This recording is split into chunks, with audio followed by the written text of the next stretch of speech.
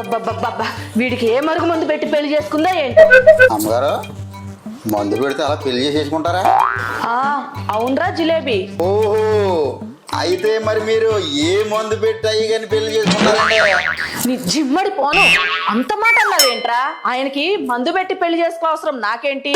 మాది పెద్దలు కుదిర్చిన సంబంధమే. సారీ అమ్మగారు. నోరు జారేవంటే ఇంకోసారి నాలుగు కోసి పడేస్తా.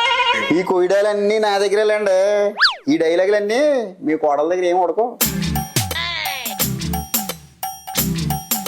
నువ్వు నోరు పోయిరా, గుండమ్మకి ఎదురు చెప్పే గుండె జగన్ ఎక్కడి నుంచి వచ్చిందిరా నీకు?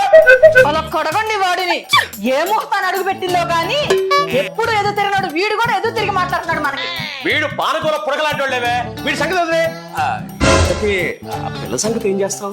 దాన్ని బయటికి రానియండి, గంటలో పారిపోయేలా చేస్తాను. పారిపోకపోతే అప్పుడు నిన్ను పారిపోయేలా చేస్తాను రా. నా 3 నెలల జీతం నా మొఖాన్ని కొట్టారనుకోండి, నా దారిని నేనే పోతాను.